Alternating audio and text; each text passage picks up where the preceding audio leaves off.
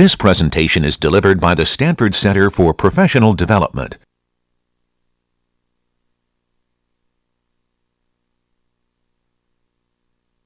Hey, good morning. Welcome back. So I hope all of you had a good Thanksgiving break. After the problem sets, I suspect many of us needed one. Just one quick announcement. So as I announced by email a few days ago, this afternoon we'll be doing another tape ahead of a lecture. So I won't physically be here on Wednesday, and so we'll be taping this Wednesday's lecture ahead of time. If you're free this afternoon, please consider coming to that. It'll be at 3:45 p.m. in the Skeeling Auditorium in Skeeling 193 at 3:45. Okay. But of course, you can also just show up in class as usual, at the usual time, or just watch it online as usual also. Okay, so welcome back. What I want to do today is continue our discussion on reinforcement learning and MDPs. Quite a lot of topics I want to go over today. So most of today's lecture will be on continuous state MDPs, and in particular, algorithms for solving continuous state MDPs. So I'll talk just very briefly about discretization, spend a lot of time talking about models or simulators of MDPs, and then talk about one algorithm called fitted value iteration and Q functions, which builds on that, and then hopefully I'll have time to get to a second algorithm called approximate policy iteration. Just to recap, right, in the previous lecture, I defined the reinforcement learning problem, and I defined MDPs. So let me just recap the notation. I said that an MDP, or a Markov decision process, was a 5-tuple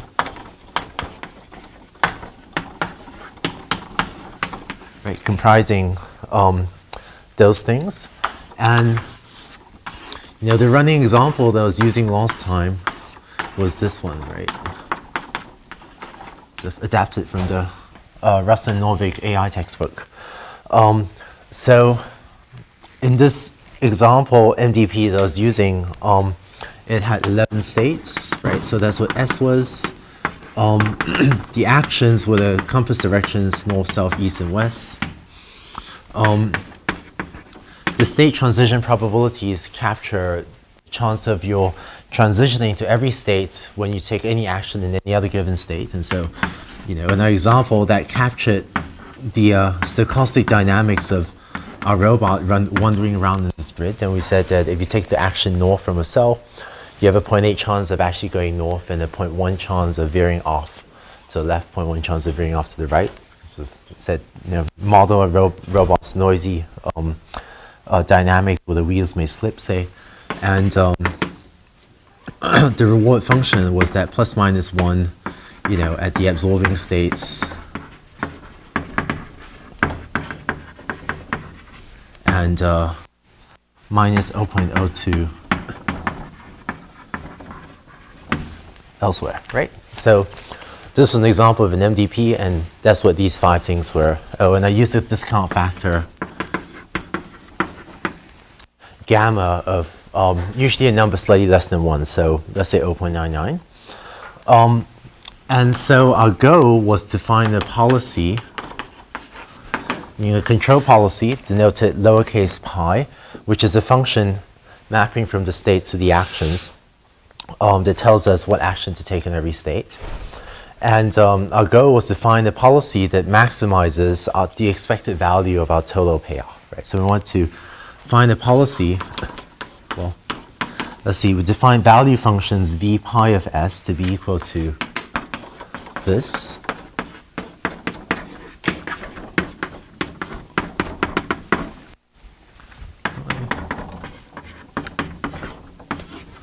Right. We said that the value of a policy pi from state S was given by the expected value of the sum of discounted rewards conditioned on your executing the policy pi, and you're starting off your robot, say, in the state S. And so our strategy for finding a good policy was sort of comprised 2 steps, right? Our strategy was to find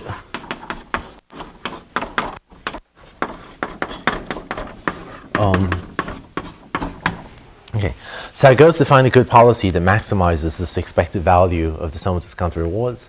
And so I said last time that one strategy for finding the optimal policy is to first compute the optimal value function, which I denoted V star of S. It's defined like that as the maximum value that any policy can obtain. And for example,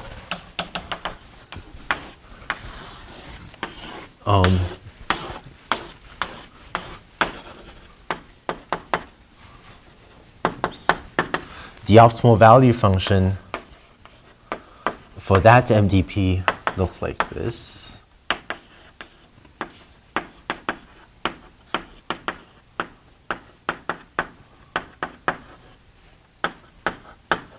Okay. So in other words, starting from any one of these states, what's the expected value of the sum of discounted rewards you get? So this is V star. And we also said that once you've found V star, you can compute the optimal policy using this. Right.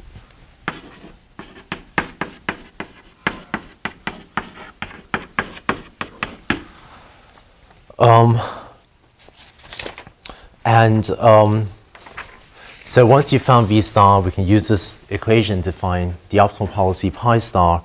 And the last piece of this algorithm was Bellman's equations, where we know that V star, the optimal sum of discounted rewards you can get for a state S is equal to the immediate reward you get just for starting off in that state, plus gamma times then the max over all the actions you could take times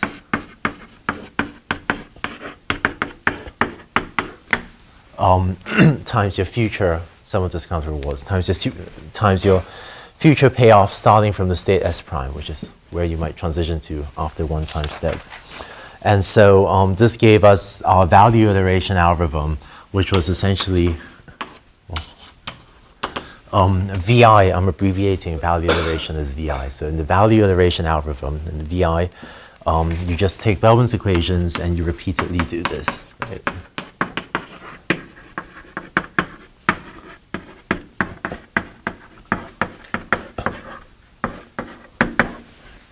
So initialize some guess of the value functions, initialize the zeros as some random guess, and then repeatedly perform this update for all states. And I said last time that if you do this repeatedly, then V of S would converge to the optimal value function V star of S, and then having found V star of S, you can compute the optimal policy pi star. Okay. Just one final thing I want to recap was let's use new board. Was the policy iteration algorithm.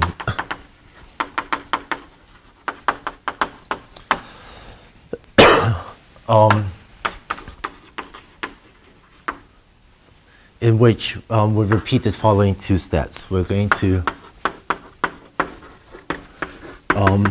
so let's see, given a random initial policy, we'll solve for V pi, we'll solve for the value function for that specific policy.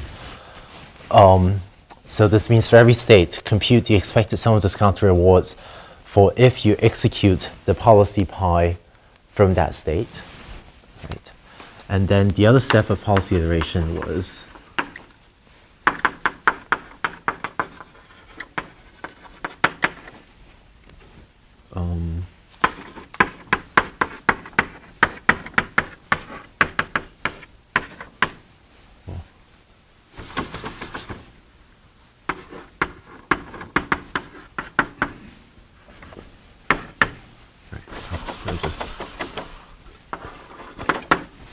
right like that. Is having found the value function for your policy, you then update the policy pretending that you've already found the optimal value function V star, and then you repeatedly perform these two steps where you solve for the value function for your current policy and then pretend that that's actually the optimal value function and solve the policy given the value function, and you repeatedly update the value function or update the policy using that value function. And last time I said that this will also cause the estimated value function V to converge to V star, and this will cause pi to converge to pi star, the optimal policy. Okay. So those are, I guess in the last lecture, I started talking about MDPs and we introduced a lot of new notation and symbols and just summarize all that again. What I'm about to do now, what I'm about to do for the rest of today's lecture is actually build on these two algorithms. So I guess if you have any questions about this, please ask now since I'm about to build on these. Yeah. I don't see how those two algorithms are very different. I see, right. So yeah, do you see it they're different? Okay, so how are the two algorithms different? Let's see. So, well, here's one difference. I didn't say this because I'm not going to use it today. So value iteration and policy iteration are different algorithms. In policy iteration, in this step, right, you're given a fixed policy, and you're going to solve for the value function for that policy. And so, you're given some fixed policy pi, meaning some function mapping from the state's actions, right? So I'll give you some policy, and right, whatever. That's just some policy. It's not a great policy. And in that step that I circled, we have to find v pi of s, which is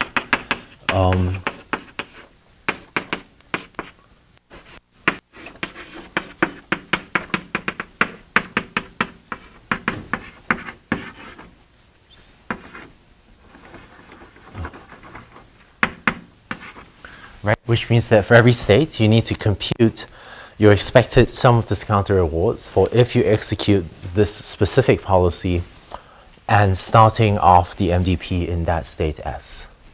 So I showed this last time, but I won't go into details today. So I said last time that you can actually solve for v pi by solving a linear system of equations. There was a form of Bellman's equations for v pi, and it turned out to be, if you write this out, you end up with a linear system of 11 equations with 11 unknowns. And so you can actually solve for the value function for a fixed policy by solving, like a system of linear equations with 11 variables and 11 constraints. And so that's policy iteration. Whereas in value iteration, going back one board, in value iteration, you sort of repeatedly perform this update where you update the value of a state as the right-hand side. And so I hope it makes sense that the algorithm at least is different, right? Just clarification on the observing states. So is the assumption that we can never get out of those states? I see. Yeah. Yes. The absorbing states were useful for this pedagogical example to make the numbers come out nicely, but I didn't want to spend too much time on them. But yes, so the assumption is that once you enter the absorbing state, then the world ends, or there are no more rewards after that. And you can think of another way to think of the absorbing states, which is sort of mathematically equivalent. You can think of the absorbing states as transitioning with probability 1 to some 12th state. And then once you're in that 12th state, you always remain stuck in that 12th state, and there are no further rewards from there. So if you want, you can think of this as actually an MDP with 12 states rather than 11 states. And the 12th state is this zero-cost absorbing state that you get stuck in forever. Okay. Any other questions? Yeah, please go. Where did the Bellman's equation come from? How did yours go from the optimum value function and the optimal policy? Boy, yeah, okay. This Bellman's equations, right? This equation I'm pointing to. I sort of tried to give a justification for this last time. It's not. Yeah, I don't. I'll say it in one sentence. So it says that the expected total payoff I expect to get starting from state S is equal to my immediate reward, which is the reward I get for starting a state. Let's see. If I start in a state, I'm going to get some first reward and then transition to some other state. And then from that other state, I'll get some additional rewards from then. So Bellman's equations breaks that sum into two pieces. It says the value of a state is equal to the reward you get right away is really, well, V star of S is really equal to plus gamma times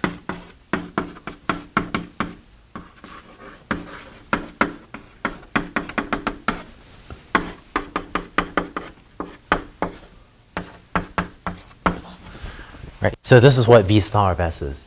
And so Bellman's equation sort of breaks V star into two terms. It says that there's this first term, which is the immediate reward, that, and then plus gamma times the rewards you get in the future, which it turns out to be equal to that second term.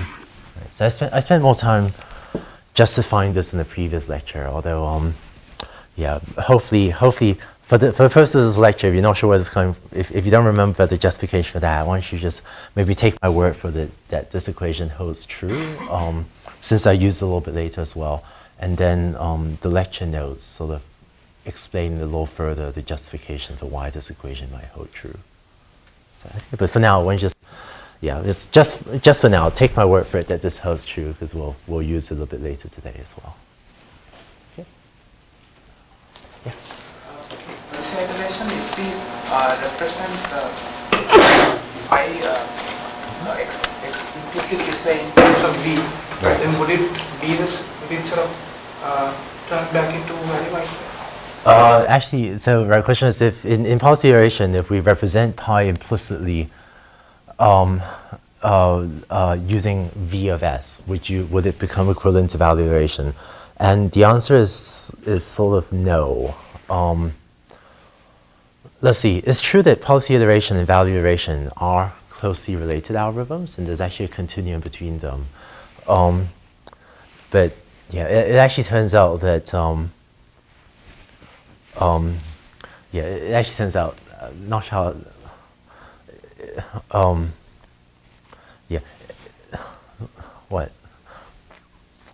Yeah, it actually turns out that I don't know. The algorithms are not equivalent. Not sure how to explain it. It's just in policy iteration, there is a step where you're solving for the value function for the policy v equals v. You know, solve for v pi. Usually, you can do this, for instance, by solving a linear system of equations.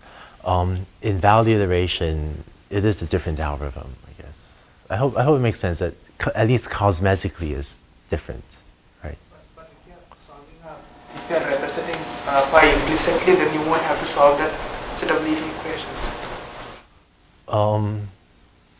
Yeah, the problem is let's see, to solve for v pi, this works only if you have a fixed policy, right? So once you change the value function, if pi changes as well, then it's sort of hard to solve this. So,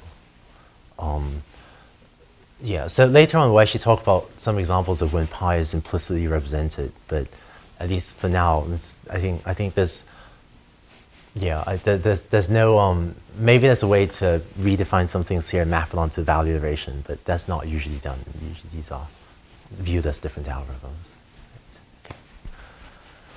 Okay, cool. So all good questions. Let me move on and talk about how to generalize these ideas to continuous states. So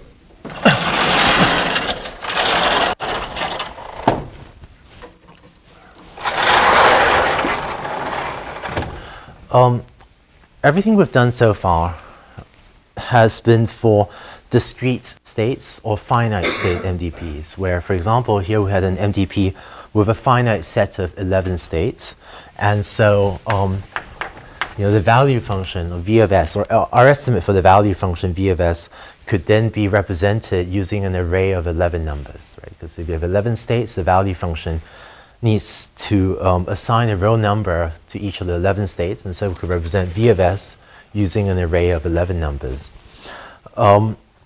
What I want to do for actually pretty much all of today is talk about continuous states. So for example, if you want to control any of a number of robots, so for example, if you want to control a car has its position given by x, y, theta, right? Its position and orientation. And if you want to model the velocity as well, then x dot, y dot, theta dot. So these are sort of depending on whether you want to model the kinematics, meaning sort of just position, or whether you want to model the dynamics, meaning the velocity as well. Earlier I showed you a video of a helicopter, right, that was flying using a reinforcement learning algorithm. So for a helicopter which can fly in three-dimensional space rather than just drive on a 2D plane, the state will be given by XYZ position, phi theta psi, which is rho pitch yaw. Right. So phi theta psi, sometimes used to denote the rho pitch and yaw of the helicopter, just orientation. And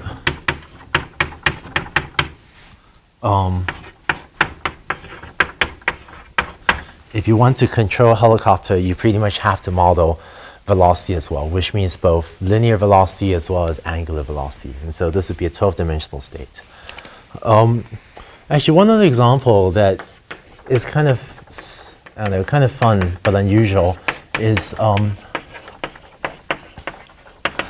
I'm actually going to use this as an example in some of my, I'm actually going to use this a little bit as an example in today's lecture.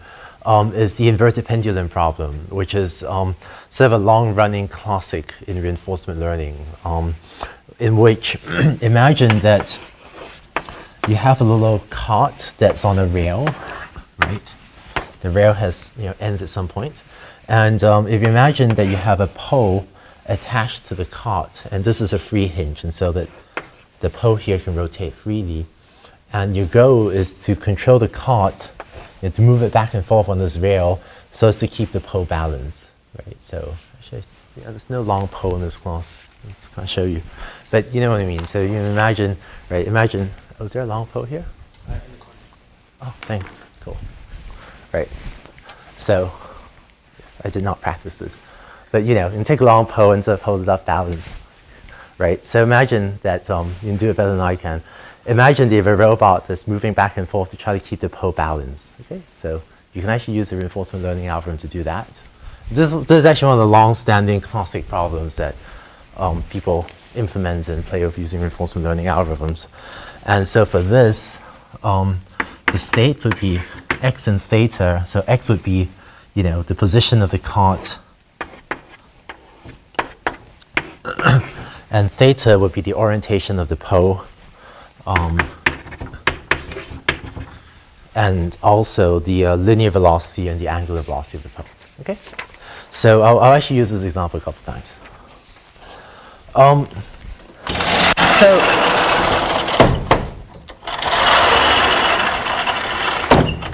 right, cool. So, given a continuous state space, how can you apply an algorithm like value iteration or policy iteration to solve the MDP to control, like a car or a helicopter or something like the inverted pendulum?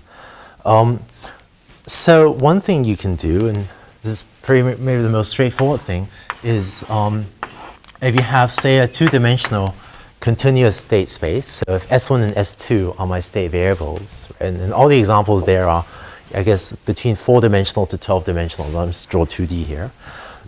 The most straightforward thing to do would be to take a continuous state space and discretize it, right, into a number of discrete cells.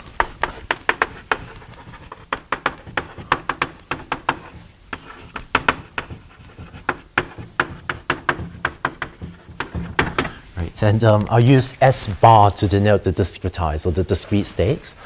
And so you can approximate this continuous state problem with a finite or with a discrete set of states. And then you can use policy iteration or value iteration to solve for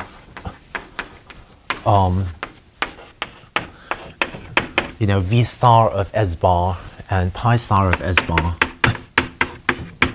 say. And if your robot is then in some state given by that dot, you would then figure out what discretized state it is in. So in this case, it's in, just discretize that grid cell, let's call it S bar, right? And then you execute, you choose the policy, you choose the action given by pi star applied to that discrete state. Okay, so discretization is maybe the most straightforward way to turn a continuous state problem into a discrete state problem. So it turns out you can sort of make this work, but a couple of reasons why this does not work very well. One reason is the following. And for this picture, let's even temporarily put aside reinforcement learning. Let's just think about doing regression for now, right? And so suppose you have some input variable x, and suppose I have some data, right? And I want to fit a function y as a function of x. So discretization is saying that I'm going to take my horizontal axis and chop it up into a number of intervals. Sometimes I call these intervals buckets as well. I'm going to chop my horizontal axis up into a number of buckets, and then I approximate this function using something that's piecewise constant in each of these buckets. And if you just look at this is clearly not a very good representation, right? I mean, when we talk about regression, you just choose some features of x, right? And run linear regression or something. You get a much better fit to the function. And so there's a sense that discretization, it just isn't a very good, these sorts of piecewise constant functions, it just isn't a very good function for representing many things. And there's also this sense that there's no smoothing or there's no generalization across the different buckets. And in fact, back in regression, right, we would never have chosen, to do regression using this sort of discretization. It just looks weird. It just really doesn't make sense. And so in the same way, if instead of x v of s, instead of x and some hypothesis function of x, if you had the state here and you're trying to approximate the value function, then you can get discretization to work for many problems, but maybe this isn't the best representation to represent the value function. The other problem with discretization, and maybe the more serious problem, is what's often somewhat fancifully called the curse of dimensionality. Right? And this is just the observation that if your state space is in Rn, and if you discretize each variable into k buckets, so if you discretize each variable, right, into k discrete values, then you get on the order of k to the power of n discrete states. Right? In other words, the number of discrete states you end up with grows exponentially in the dimension of the problem n. Okay? And so for a helicopter with 12-dimensional state space, this would be maybe like 100 to the power of 12, which is huge, and it's not feasible. And so discretization doesn't scale well at all to problems in high-dimensional state with high-dimensional state spaces. And this observation actually applies more generally than to just robotics and continuous state problems. For example, one of the fairly well-known applications of machine learning, of reinforcement learning, has been to factory automation. So if you imagine that you have, 20 machines sitting in the factory, and the machines line an assembly line, and they all do something to a part on your assembly line, then they route the part onto a different machine. Right? So you want to use a reinforcement learning algorithm to schedule the order in which the different machines operate on your different things that are flowing through your assembly line. And maybe different machines can do different things. So if you have n machines and each machine can be in k states, then if you do this sort of discretization, the total number of states will be k to n as well. Okay, so let's just say that if you have n machines, and if each machine can be in k states, then again you can get this huge number of states.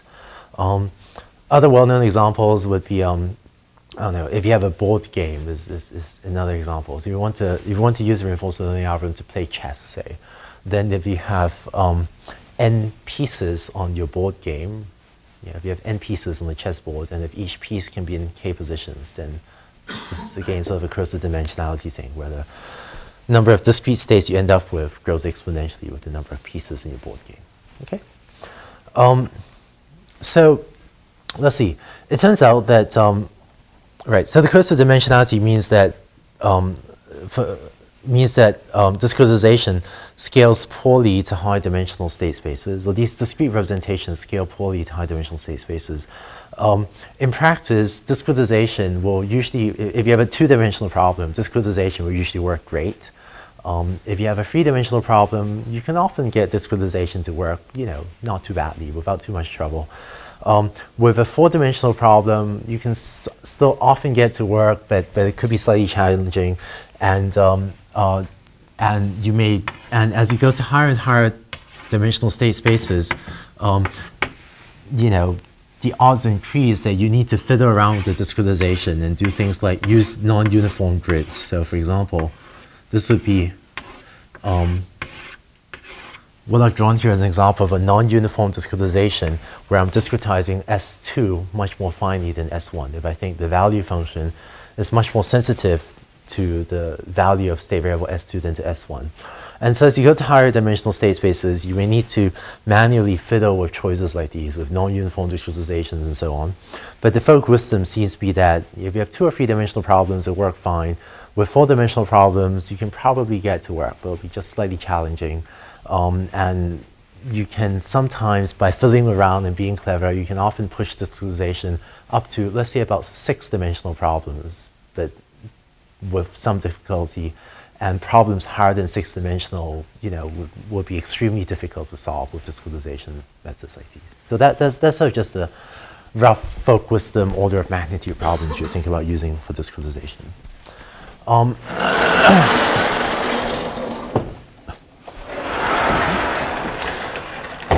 But what I want to spend most of today talking about is a class of methods that often work much better than discretization, in which we will approximate V star directly without resorting to these sorts of discretizations. Okay? Before I jump into specific representation, let me just spend a few minutes talking about the problem setup then. For today's lecture, I'm going to focus on the problem of continuous states. And just to keep things slightly simpler in this lecture, I won't deal with continuous actions. So I'm going to assume discrete actions A. So it turns out actually that as an empirical fact also, for many problems, it turns out that the state space is much larger than the space of actions. That just seems to have worked out that way for many problems. So for example, for driving a car, the state space was six-dimensional, right? So x, y, theta, and x dot, y dot, theta dot. Whereas your action you still have two actions, right? You have forward, backward motion and steering the car. So you have 60 states and 2D actions, and so you can discretize the action much more easily than discretize the states. The other examples down for a helicopter, you have 12D states and a four-dimensional action, it turns out. And so it's also often much easier to just discretize the continuous actions into a discrete set of actions. And for the inverted pendulum, you have a 4D state and a 1D action, right? Whether you accelerate your little cart to the left or the right is 1D action. And so for the rest of today, I'm going to assume with continuous state, but I'll assume that maybe you've already discretized your actions. Just because in practice, it turns out that again, not for all problems, but for many problems, large actions is just less of a difficulty than large state spaces. So I'm going to assume that we have a model or a simulator of the MDP. And so this is really an assumption on how the state transition probabilities are represented. Right? So I'm going to assume, and I'm going to use the terms model and simulator pretty much synonymously. So specifically, what I'm going to assume is that we have a black box in a piece of code so that I can input any state, input any action, and it will output S prime sample from the state transition distribution. Okay, so this is really my assumption on how on the representation I have for the state transition probabilities. So I'll assume I have a box set, right? Take as input the state and action, and output in the next state. And so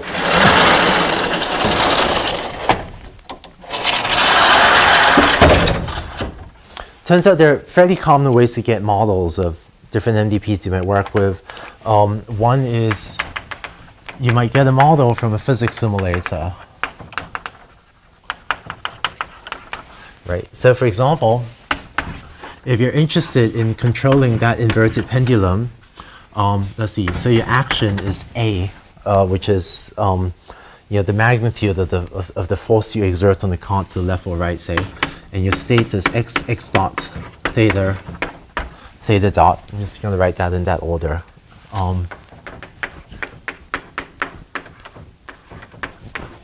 Right, and so I'm going to write down a bunch of equations just for concreteness, but everything I'm going to write below here is, most of what I'm going to write is a bit gratuitous, right?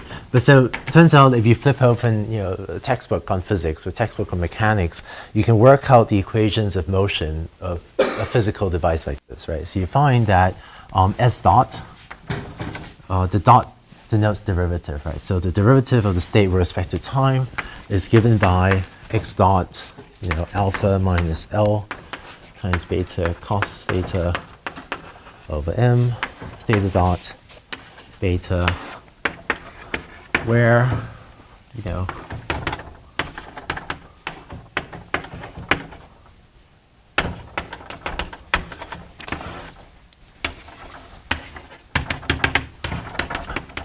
and so on, where A is the force, is the action that you exert on the cart, L is the length of the pole, M is the total mass of the system, and so on. Okay, so all these equations are gratuitous, just writing them out for concreteness. But by flipping over, like a physics textbook, you can work out these equations of motions yourself, and this then gives you a model. You can say that st plus 1, your state one time step later, will be equal to your previous state plus delta t. So in your simulator, in your time, or in your model, you might model what happens to the cart every 10th of a second. So delta t would be 0.1 seconds, say, right? And so plus delta t times, that.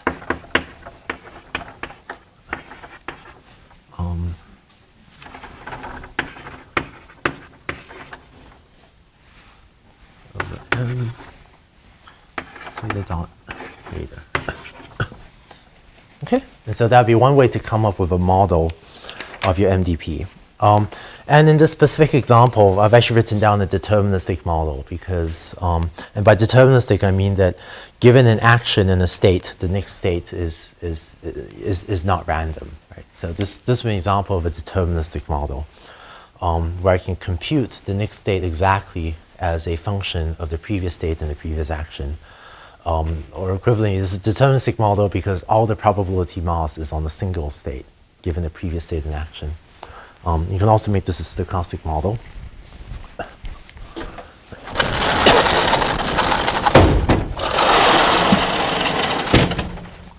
see.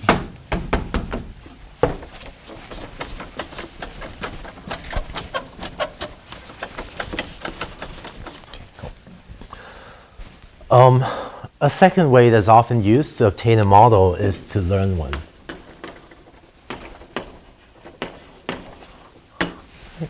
And so, again, just concretely, what you do is you would imagine that you have a physical inverted pendulum system. Right? You physically own an inverted pendulum robot.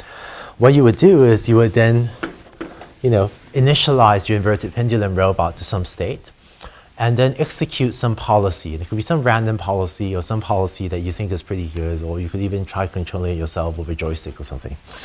But so you start the system off in some state as 0, then you take some action, A0, and again, right, it could be chosen by some policy or chosen by you using a joystick trying to control your inverted pendulum, whatever.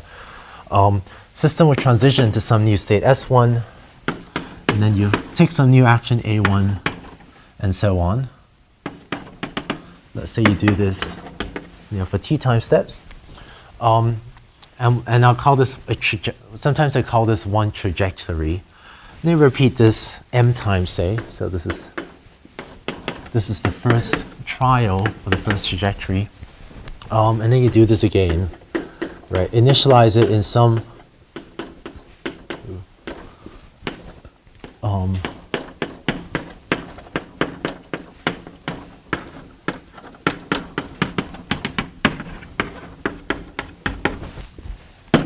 and so on. So you do this a bunch of times. And then you would run the learning algorithm, right?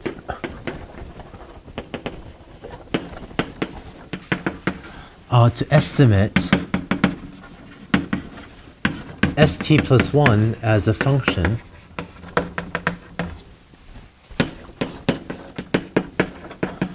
of st and at. Okay? And for the sake of concreteness, you should just think of this as an inverted pendulum problem. So st plus 1 is a 4-dimensional vector. stat, this will be a 4-dimensional vector, and that'll be a row number. And so you might run, linear regression 4 times to predict each of these state variables as a function of these as a function of each of these 5 real numbers. And so, just for example, if you say that if you want to estimate your next state st plus 1 as a linear function of your previous state and your action, and so A here would be a 4x4 matrix, and B would be a 4-dimensional vector, then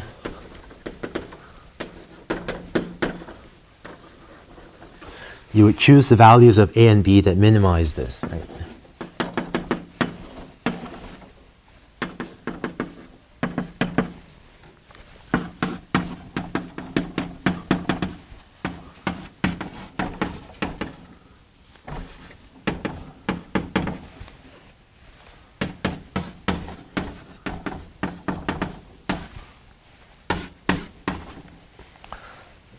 Right. Okay. So you run linear regression.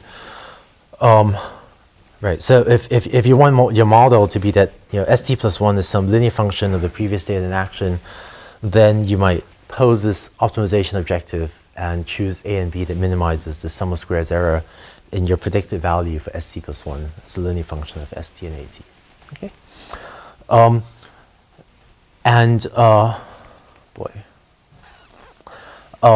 I should say that this is one specific example where you're using a linear function of the previous state in action to predict the next state.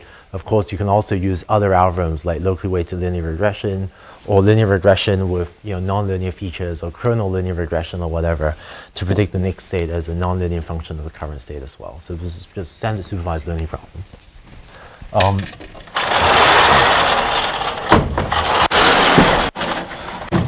And it turns out that locally weighted linear regression, is for many robots, it turns out to be an effective method for this learning problem as well.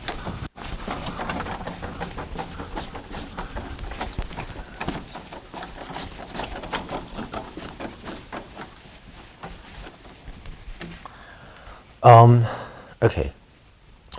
And so having learned the model, having learned the parameters A and B, you then have a model where you say that st plus 1 is ast plus bat. And so that would be an example of a deterministic model. Right.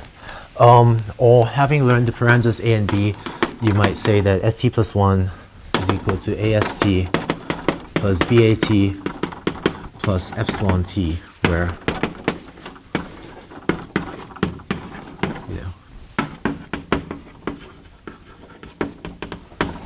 okay, and so these would be very reasonable ways to come up with either a deterministic or a stochastic model for your inverted pendulum MDP, say.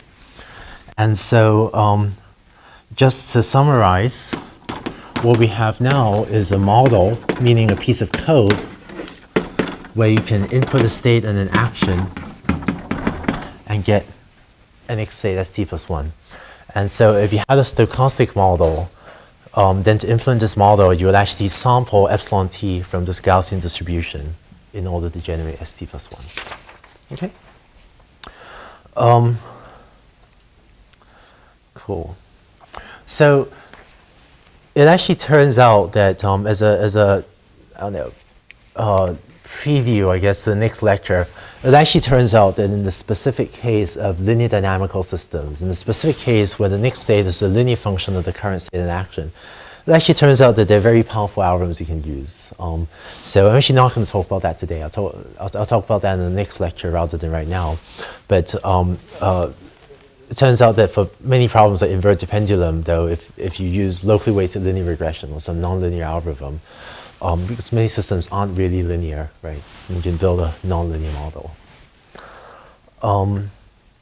Okay. So what I want to do now is talk about, given a model, given a simulator for your MDP, how to come up with an algorithm to approximate the optimal value function V star. Okay. Before I move on, let me just check if there are questions on this.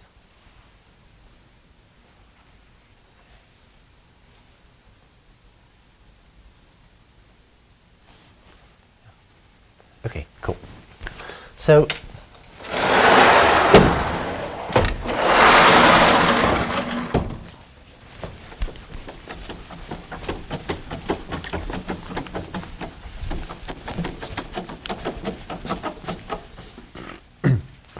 here's the idea. Back when we talked about linear regression, we said that given some inputs x in supervised learning, given the input features x, we may choose some features of x and then approximate the target variable as a linear function of various features of x. And so you need to do exactly the same thing to approximate the optimal value function. And in particular, we'll choose some features phi of s of a state s. Okay? And so you could actually choose phi of s equals s. That would be one reasonable choice if you want to approximate the value function as a linear function of the states. But you can also choose other things. So for example, for the inverted pendulum example, you may choose phi of s to be equal to a vector of features that maybe you have the 1, you may have x dot squared, x dot, maybe some cross terms, theta times x, theta dot squared, and so on. Right? So you choose some vector of features choose some vector of features, and then we'll approximate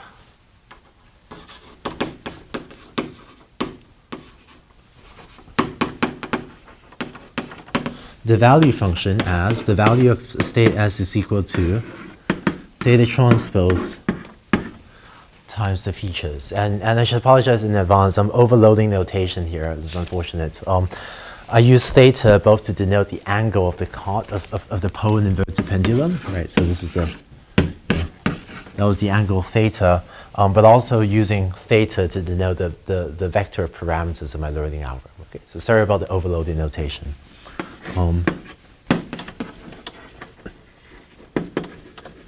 But so my goal, just like we did in linear regression, my goal is to come up with a linear combination of the features that gives me a good approximation to the value function.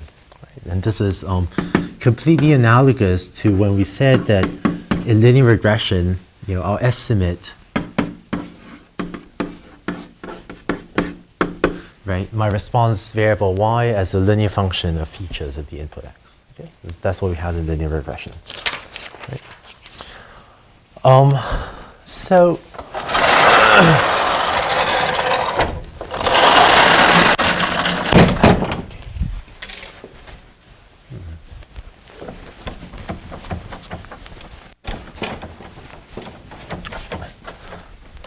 here's an algorithm called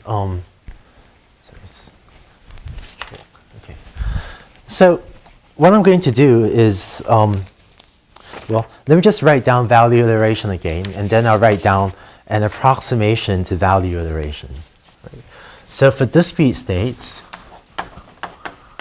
this was the idea behind value iteration. Right? We said that V of S will be updated as R of S plus gamma max over A.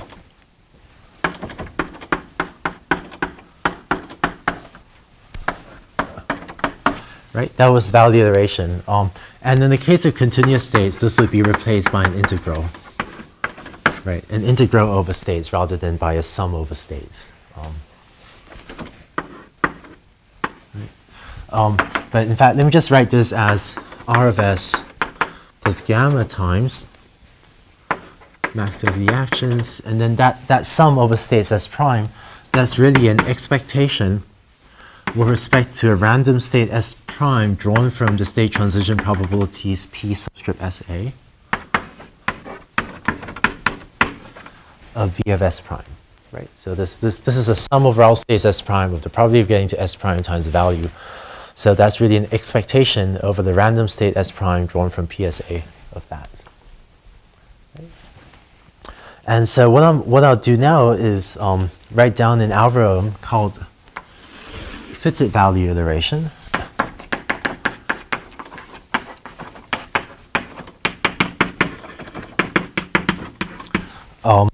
That is there's an approximation to this, but specifically for continuous states. I'll just write down the first two steps, and then I'll continue on the next board. So the first step of the algorithm is we'll sample, choose some set of states at random.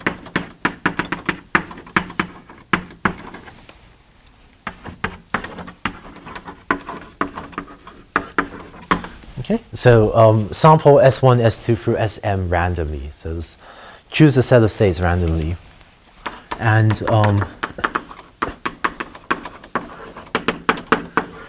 initialize my parameter vector to be equal to 0. And this is analogous to the step in value iteration, say, where I might initialize the value function to be the function of all zeros.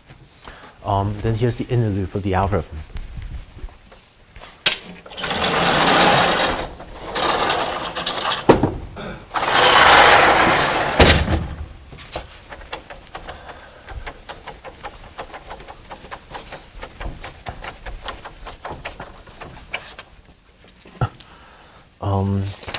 Okay, quite a lot to write, actually.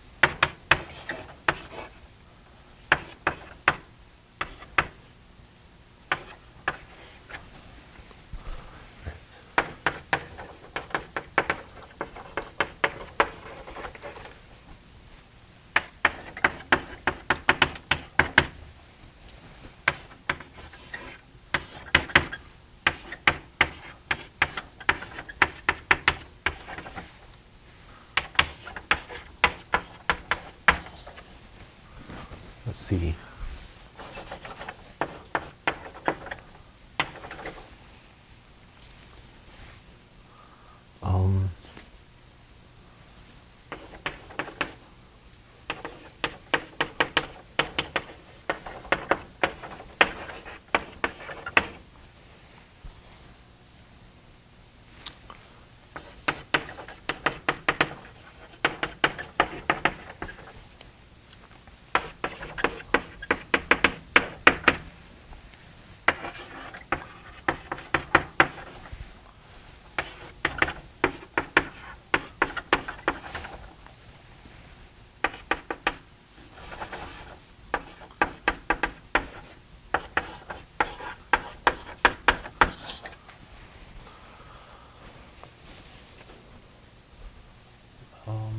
see.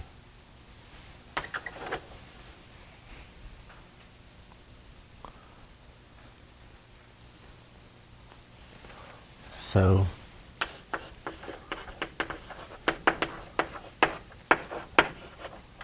well, no.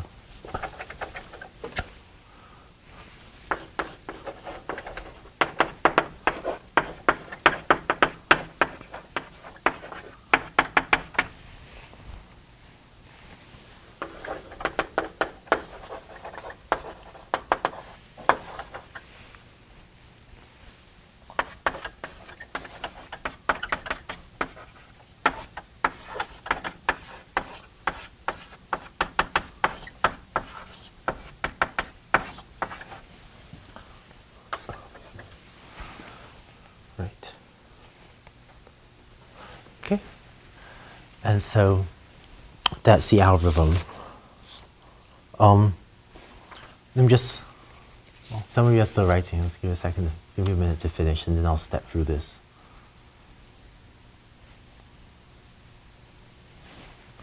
Actually, if some of my handwriting is illegible, let me know.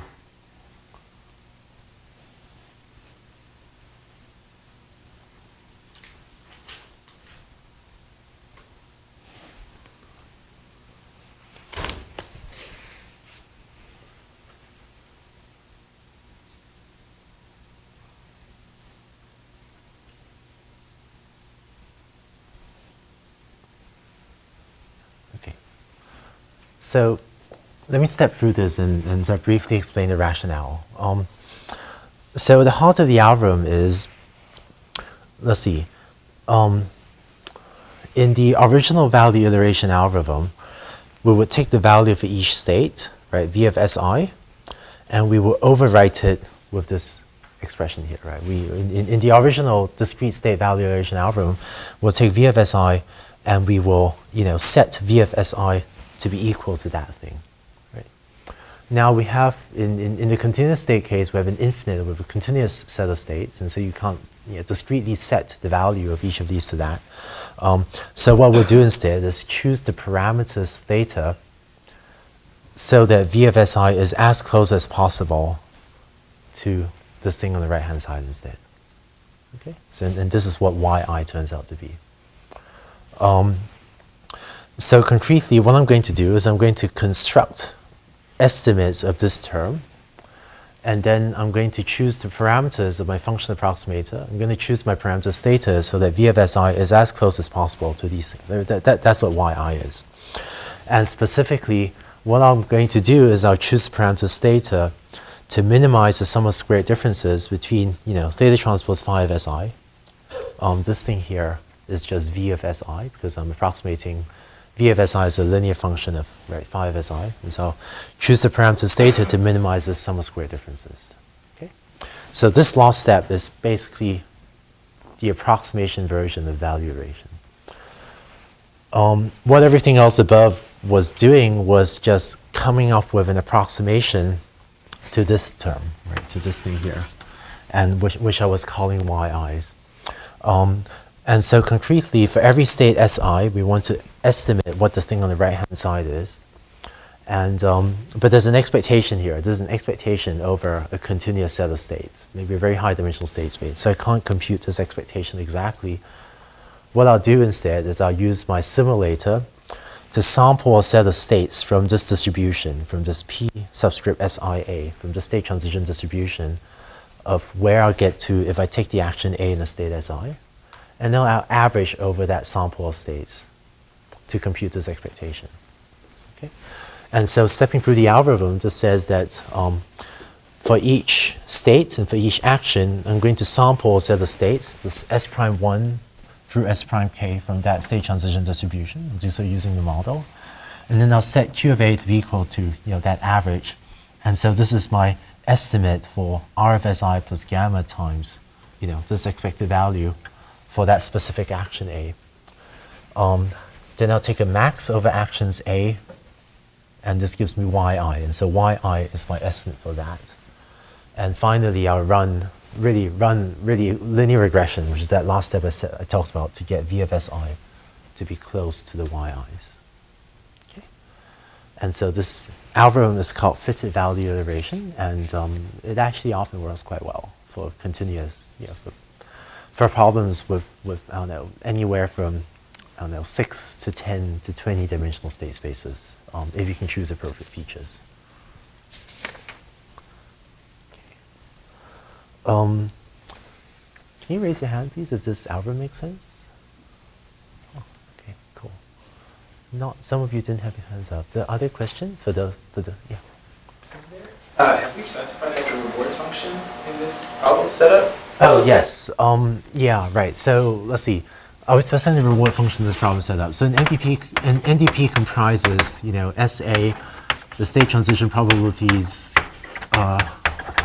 gamma and R. And so for continuous state spaces, S would be like, R4 for the inverted pendulum or something.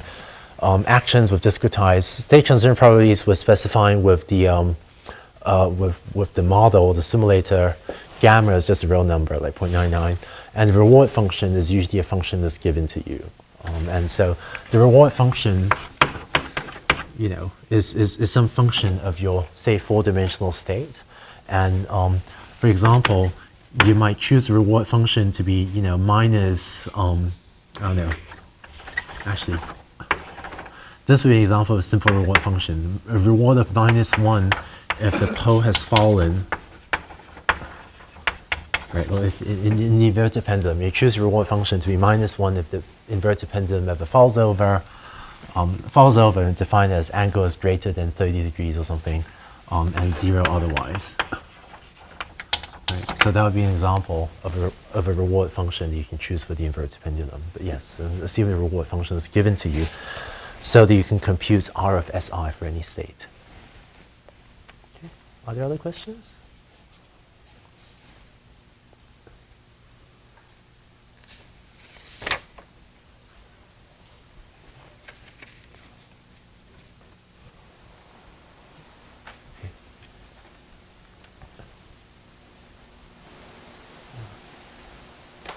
Okay, hopefully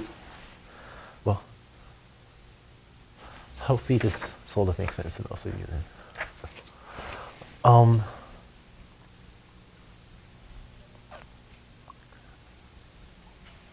So,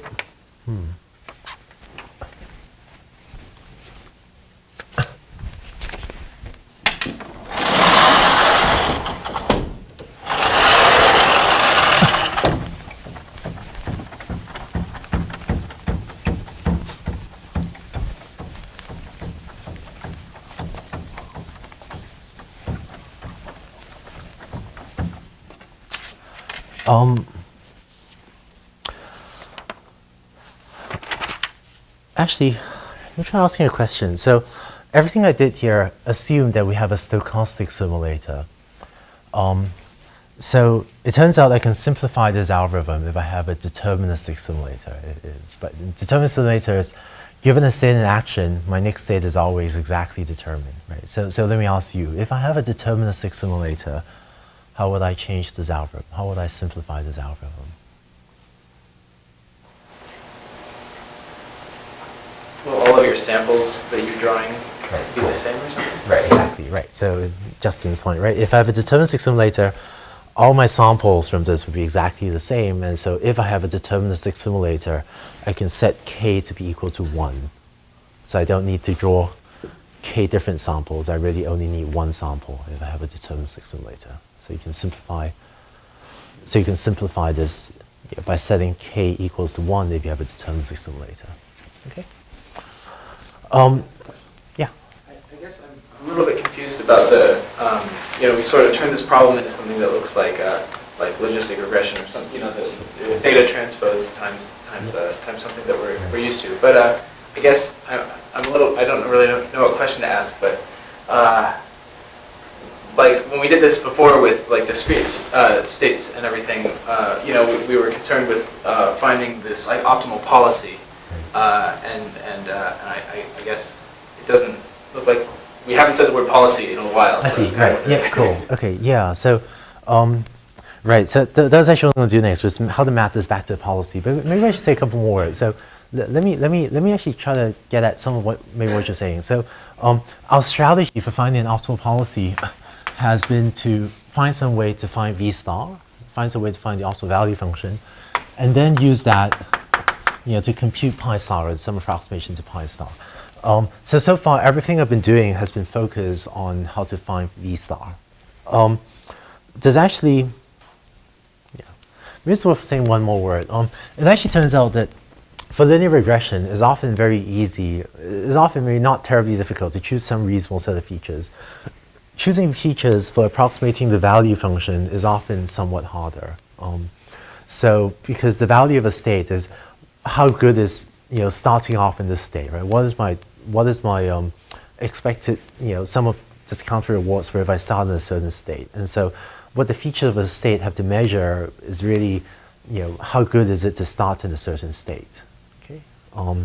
And so although for inverted pendulum you'd actually have that states where the pole is close to vertical and when the cart is centered on your track or something may be better. And so you can come up with features that measure the orientation of the pole and how close you are to the center of the track and so on. And those would be reasonable features to use to approximate V star. Although in general it is true that choosing features for value function approximation is often slightly trickier than choosing good features for linear regression in supervised learning. Okay, and then Justin's questions of, so given V star, how do we go back to actually find a policy, right? In the discrete case, well, right, so we have that pi star of S is equal to argmax over A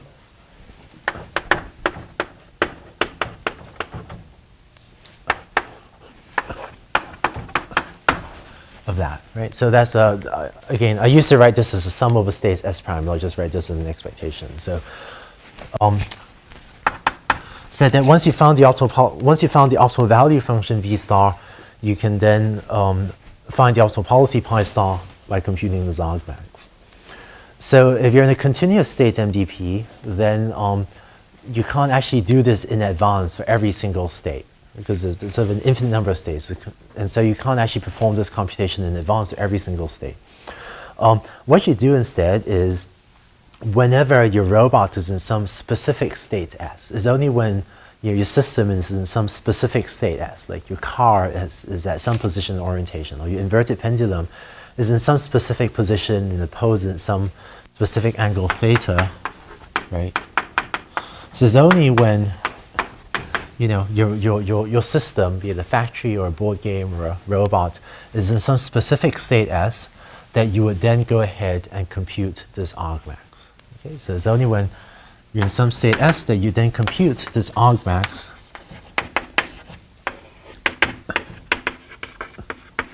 Right? And then you execute that action A. And then as a result of your action, your robot will transition to some new state. And then so it'll be given that specific new state that you compute this argmax, using that specific state S that you're in. Okay.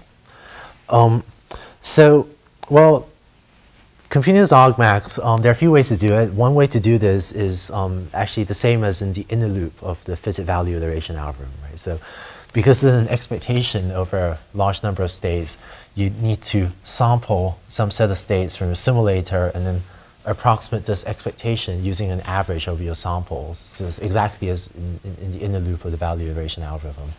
So you could do that. That's sometimes done. Sometimes it can also be a pain to have to sample set of states to approximate this expectation every time you want to take an action in your MDP.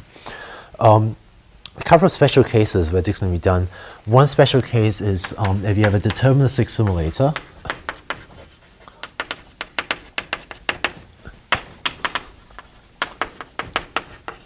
Right, if you have a deterministic simulator, so in other words, if your simulator is just some function, it could be a linear or a nonlinear function. If you have a deterministic simulator, then the next state, st plus 1, is just some function of your previous state in action. If that's the case, then this expectation, well, then this simplifies to an argmax over A of V star of F of I guess S comma A. right? Because this is really saying S prime equals f of s comma a. Right. I hope you're, I switch back and forth between notation. I hope that's okay, right? S to denote the current state and S prime to denote the next state versus ST and ST plus 1 to denote current next state. Both of these are sort of standard notation. I hope don't mind my switching back and forth between them. But if it's a deterministic simulator, you can then just compute what the next state S prime would be for each action you might take from the current state, and then take the argmax over actions A of basically choose the action that gets you to the highest value state.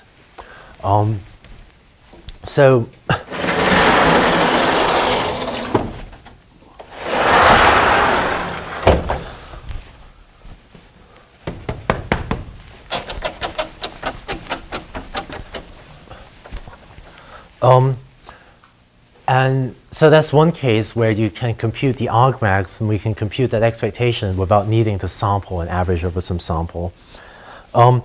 Another very common case, actually, it turns out, is if you have a stochastic simulator.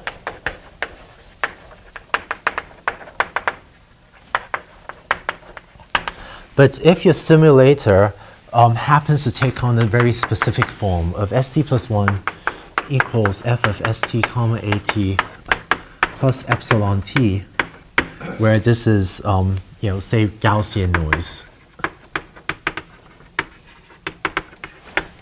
Okay, this actually turns out to be a very common way to build simulators, where you model the next state as a function of the current state and action plus some noise. And so one specific example would be that sort of linear dynamical system that we talked about with linear function of the current state and action plus Gaussian noise.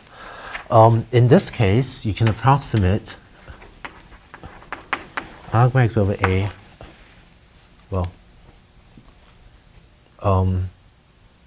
right.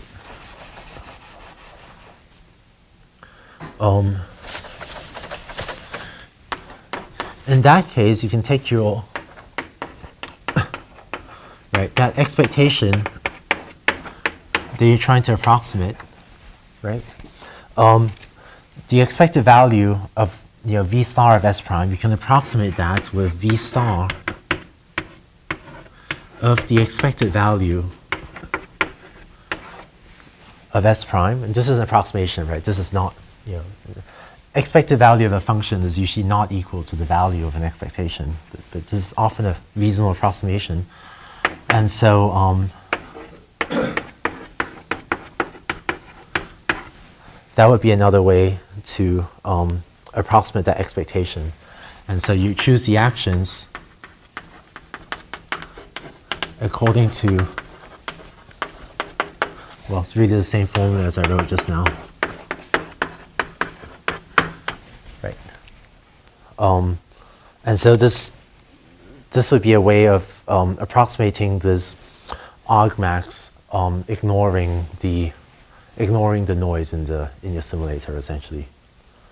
Okay, and this often works pretty well as well, just because many simulators turn out to be the form of some linear or some nonlinear function plus zero mean Gaussian noise. So in this step, you basically ignore the zero mean Gaussian noise so that you can compute this quickly. And just to be completely concrete about this, what that is, right? That v star of f of sa, this you evaluate as theta transpose phi of s prime, where s prime equals f of sa. Right. So this v star you would compute using the parameters theta that you just learned using the fitted value iteration algorithm. Okay.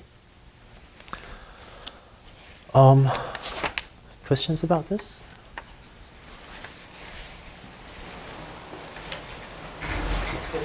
In non-deterministic case, for real-time application, is it possible to use that method? For example, for helicopter project. Yeah, so in real-time applications, is it possible to sample case states and use this sort of expectation? It actually turns out that, I don't know, back when this algorithm, computers today are actually blazingly fast. I'm actually often surprised by how much you can do in real time. So for helicopter, we actually use an algorithm we've actually been flying a helicopter using an algorithm different than this. I can't say would this work for a helicopter, but my intuition is that you could actually do this with a helicopter.